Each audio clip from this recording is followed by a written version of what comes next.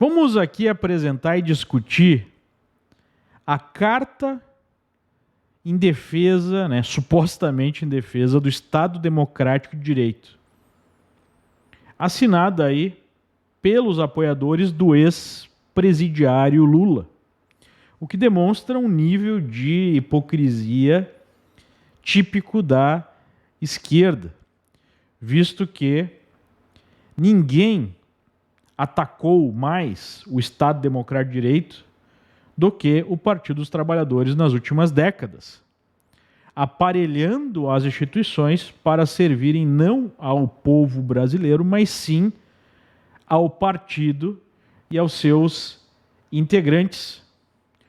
Ou não é um ataque às instituições quando você escolhe para cargos de poder, especialmente nas altas cortes, advogados do partido e não juristas com notório saber, juristas isentos. Não é um ataque à democracia quando você compra o parlamento através de mesadas a deputados e senadores para que eles votem a favor dos seus projetos, a favor dos projetos do partido. Não é um ataque à democracia quando você saqueia o Estado com o objetivo de financiar ditaduras pelo mundo, ditaduras amigas, quando você sistematicamente defende e impõe ideias totalitárias. Mas vamos dar uma lida na carta e entender como o nível de hipocrisia e se junta aí a mentira é um pouco maior do que esse. Então vamos lá. Bom, Faculdade de Direito da USP, não precisa falar mais nada. Carta às brasileiras e aos brasileiros em defesa do Estado Democrático de Direito. Em agosto de 77, em meio às comemorações do 60º de fundação dos cursos jurídicos no país, o professor Goffredo da Silva Teles Júnior, mestre de todos nós, no território livre do Largo de São Francisco, leu a carta aos brasileiros, na qual denunciava a ilegitimidade do então governo militar e o estado de exceção em que vivíamos. Conclamava também o reestabelecimento do Estado de Direito e a convocação de uma Assembleia Nacional Constituinte. O mais curioso é que o Goffredo da Silva Teles Júnior era um conservador avesso ao comunismo. E as necessidades daquela época eram bem específicas. O povo brasileiro já estava farto do regime militar e buscava, então, o reestabelecimento de um Estado de direito mais democrático do que aquele que o regime oferecia. Me parece um pedido legítimo. Agora, diferentemente de muitos que não leram, eu fui atrás e li essa carta. Essa carta está disponível, vou colocar o link aí no site. E ele coloca que a fonte legítima primária, aí de leis legítimas, é o povo e a cultura do povo, as relações populares. E a fonte legítima secundária são os representantes do povo lá no parlamento. O que me parece aqui, sem entrar em discussões mais profundas, como algo correto. E aí tem uma definição que eu achei interessante. Estamos convictos de que há um senso leviano e um senso grave da ordem. O senso leviano da ordem é o dos que se supõem imbuídos da ciência do bem e do mal, conhecedores predestinados do que deve e do que não deve ser feito, proprietários absolutos da verdade, ditadores soberanos do comportamento humano. O senso grave da ordem é o dos que abraçam os projetos resultantes do entrechoque livre de opiniões, das lutas fecundas entre ideias e tendências, nas quais nenhuma autoridade se sobrepõe às leis e ao direito. Ninguém se iluda. A ordem social justa não pode ser gerada pelas pretensões de governantes prepotentes. A fonte genuína da ordem não é a força, mas o poder. O poder a que nos referimos não é o poder da força, mas um poder de persuasão. Sustentamos que o poder legítimo é o que se funda naquele senso grave da ordem, naqueles projetos de organização social nascidos do embate das convicções e que passam a preponderar na coletividade, a ser aceitos pela consciência comum do povo como os melhores. O governo com senso grave da ordem é um governo cheio de poder. Sua legitimidade reside no prestígio popular de quase todos os seus projetos. Sua autoridade se apoia no consenso da maioria. Ora, o que ele se refere aqui no senso leviano da ordem não é exatamente o que nós estamos vendo que vem, né, daquelas autoridades que se apresentam como seres iluminados, que impõem de cima para baixo a sua visão de mundo, a sua agenda política. Não são aqueles que querem editar uma nação e definir o que você pode ou não pode falar, se aquilo que você fala, né, é permitido por essa agenda. Me parece que essa carta de 77 tem muito a nos dizer sobre o estado das coisas no Brasil hoje, mas de uma forma muito diferente do que os signatários e os criadores dessa carta de 2022. Se não, vejamos. A semente plantada rendeu frutos. O Brasil superou a ditadura militar. A Assembleia Nacional Constituinte resgatou a legitimidade das nossas instituições, restabelecendo o Estado Democrático de Direito com a prevalência do respeito aos direitos fundamentais. Temos os poderes da República, o Executivo, o Legislativo e o Judiciário, todos independentes, autônomos e com o compromisso de respeitar e zelar pela observância do Pacto Maior, a Constituição Federal. Sob o manto da Constituição Federal de 88, prestes a completar o seu 34º aniversário, passamos por eleições livres e periódicas, nas quais o debate político sobre os projetos para o país sempre foi democrático, cabendo a decisão final à soberania popular. A lição de Gofredo está estampada em nossa Constituição. Todo poder emana do povo que o exerce por meio dos seus representantes eleitos ou diretamente, nos termos dessa Constituição. Bom, aqui nós temos, né, uma visão bastante romântica do que aconteceu no Brasil desde a Constituição de 88. Porque parece, né, que nós não tivemos recentemente a exposição de um sistema corrompido, onde aconteceu o maior saque, né, ao Estado da história, talvez da história do mundo. Através da Lava Jato ficou evidente que o sistema foi corrompido, não só financeiramente, como moralmente e como politicamente. Mas nada sobre isso é apresentado na carta aqui.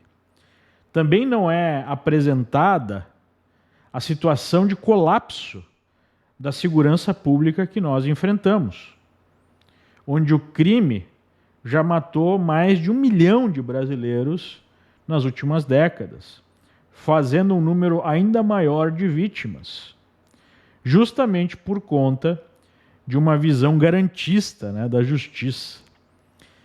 Também não podemos deixar de mencionar o fato do Estado esmagar a sociedade, exigindo o pagamento de impostos altíssimos e entregando serviços cada vez piores para a sociedade. Se você quiser segurança, você tem que pagar.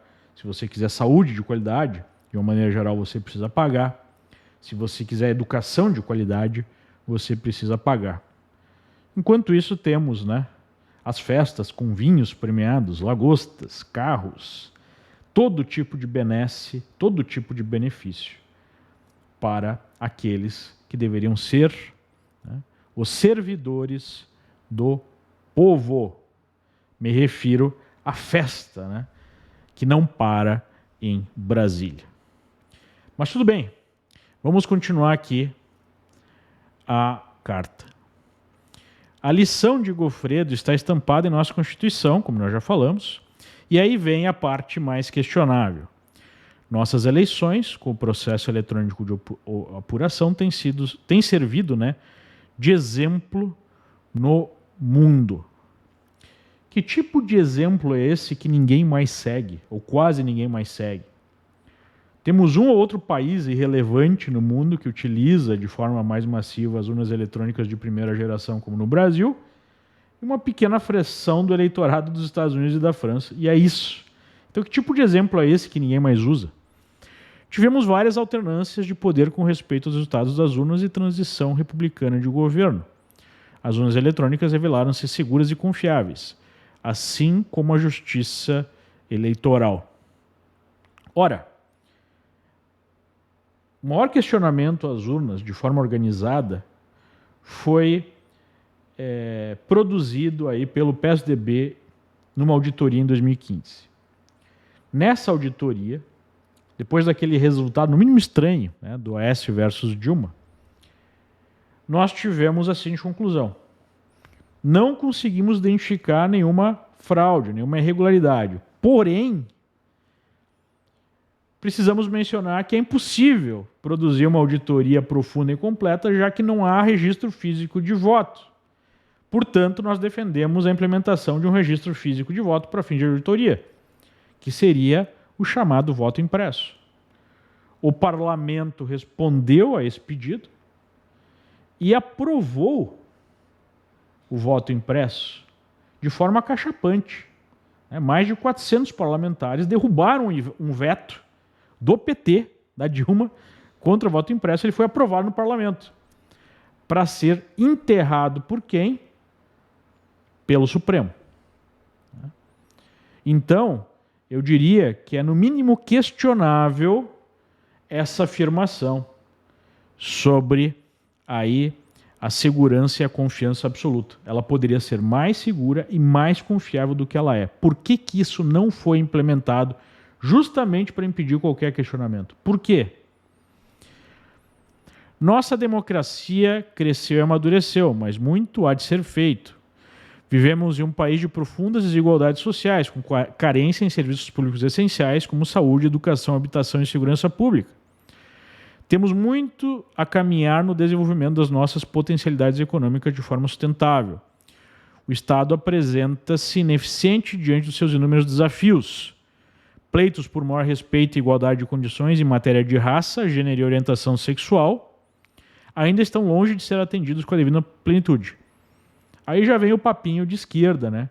O papinho da divisão da sociedade em raça, inclinação sexual ou qualquer outra, justamente para promover a divisão social, o caos social, para que a esquerda possa dominar as pessoas de maneira mais fácil, né? Mas talvez, se não fosse tanta corrupção, sobraria mais dinheiro para saúde, educação, habitação e segurança pública. Não fosse o Estado o principal personagem, né, reconhecido pela maior parte aí dos políticos, até porque isso facilita a sua vida, o Estado reconhecido como o indutor do crescimento, seja exatamente o problema. O indutor do crescimento deve ser o indivíduo. O indutor do crescimento e do desenvolvimento deve ser a iniciativa individual. É nisso que nós acreditamos. Nos próximos dias, em meio a esses desafios, teremos o início da campanha eleitoral para a renovação dos mandatos dos legisladores executivos estaduais e federais. Neste momento, deveríamos ter o ápice da democracia com a disputa entre os vários projetos políticos visando convencer o eleitorado da melhor proposta para os rumos do país nos próximos anos. Ao invés de uma festa cívica, estamos passando por um momento de imenso perigo para a normalidade democrática, risco às instituições da República e insinuações de desacato aos resultados das eleições. Não há um perigo à normalidade democrática. A normalidade democrática já foi rasgada por um motivo simples. Se você tem uma visão de mundo mais à direita, há um perigo de você expressar essa visão. Você pode ser censurado, você pode ser alvo de um mandado de busca e apreensão na sua casa, você pode ser até mesmo preso.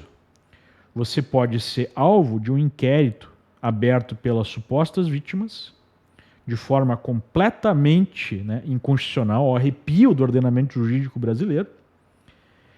E essas mesmas vítimas são as investigadoras e são as julgadoras.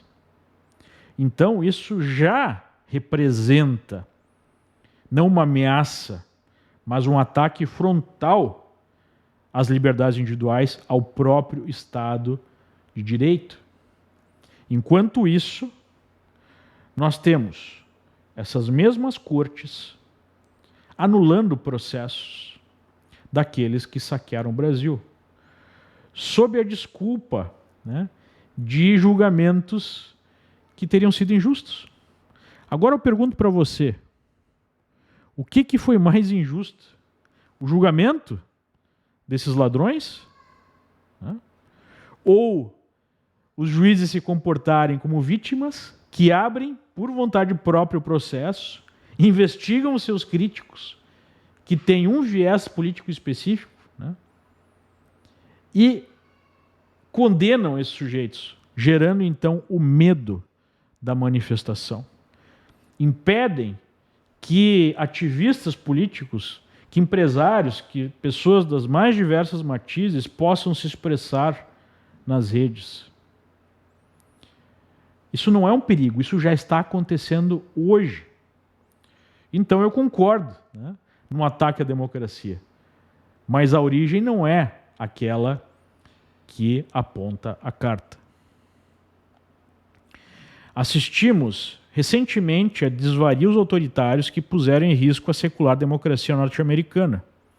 Lá, as tentativas de desestabilizar a democracia e a confiança do povo na lisura das eleições não tiveram êxito. Aqui também não terão.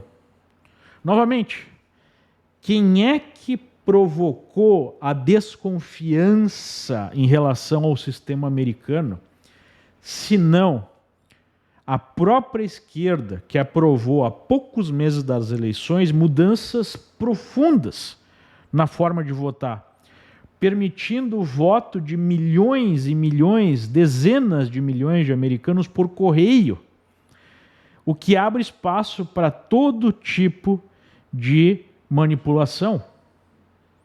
Isso aconteceu ou não aconteceu ao arrepio da própria Constituição e das leis americanas, que são expressas em afirmar que mudanças na forma que o pleito é feito devem passar pelas assembleias dos estados, o que não aconteceu em vários deles, só para ficar, né, num exemplo de irregularidades que são 100% comprovadas. Num grande estado, Wisconsin, na própria Suprema Corte do Estado, decidiu exatamente sobre isso, nesse sentido. Mas poderíamos ficar aqui horas falando sobre isso. Nossa consciência cívica é muito maior do que imaginam os adversários da democracia. Sabemos deixar ao lado as divergências menores em prol de algo muito maior, a defesa da ordem democrática. Em 2016, numa convenção do PT, foi identificada aí qual teriam sido, né, as motivações por trás da queda do partido, da saída do partido, pelo menos do poder executivo, porque do poder de fato nunca saiu. Como nós vimos recentemente pelas decisões judiciais favoráveis ao partido e toda a imprensa aparelhada defendendo agora esse partido e o ex-presidiário. Mas enfim, nesse encontro, nessa convenção, o PT fez uma espécie de autocrítica, onde identificou dois motivos, aí, entre 4 motivos apresentados, 2 principais, pela queda do partido. Um, que o partido não interferiu de maneira suficiente no meio militar. 2, que o partido não interveio de maneira suficiente, de maneira necessária, na imprensa, dizendo que seria necessário democratizar a imprensa. Da mesma forma que o Chávez, na Venezuela, democratizou a imprensa e, né, transformou as Forças Armadas numa espécie de milícia particular. Eu pergunto, esse é um projeto democrático? Sem contar a sistemática defesa aberta dessas ditaduras que o PT continua fazendo. O PT continua defendendo o regime venezuelano, que ajudou não só a colocar no poder, como financiou e apoiou politicamente ao longo de todos esses anos. Um regime que censura, que prende e que mata opositores. Até hoje, o regime que foi responsável por expulsar do país 6 milhões de pessoas, onde 96% das pessoas têm dificuldade em comer. Outro regime dos sonhos do PT é Cuba, né? Que também ajudou a financiar através do propinoduto da Odebrecht, financiado com o dinheiro do suor dos brasileiros pelo BNDES, e esses países agora deram um calote no Brasil e nós estamos pagando. Esse é um projeto democrático?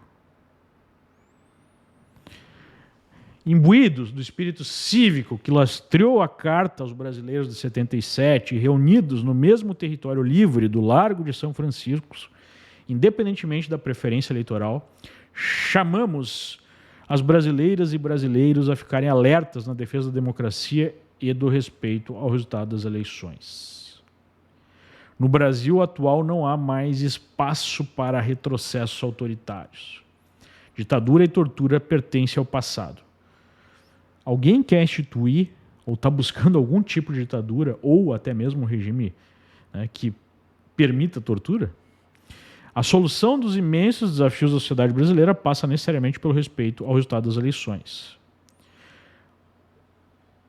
A resolução dos nossos problemas passa pelo respeito justamente ao Estado democrático de direito, que não está sendo ameaçado pelo executivo, pelo presidente, mas sim no outro lado da Praça dos Três Poderes, onde nós temos ordens que impedem o livre exercício, né, aí da expressão, que impedem a livre associação, que impedem até mesmo a própria atividade política de direita, transformada em crime.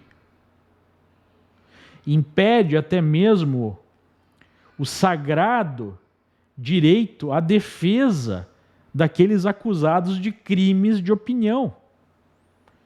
Nós tivemos ontem mesmo advogados denunciando a impossibilidade de acessar os autos desses processos, desses inquéritos infindáveis que são renovados sistematicamente, contrariando tudo, né, que está aí na jurisdição brasileira. Esse é o ataque ao Estado de Direito. E pior ainda, com demonstrações diárias de contrariedade com um dos lados da disputa, né, que é sistematicamente xingado, até atacado, e simpatia, para dizer o mínimo, com o outro lado. Ou ontem nós tivemos o ministro que está à frente da Corte Eleitoral se reunindo com um grupo de advogados, né, apoiadores de Lula. E isso acontece de forma sistemática. São lives, são encontros, em eventos claramente de oposição, inclusive no exterior. Isso é democrático? É Estado de Direito quando um conjunto de regras é imposto a um grupo específico e não ao outro?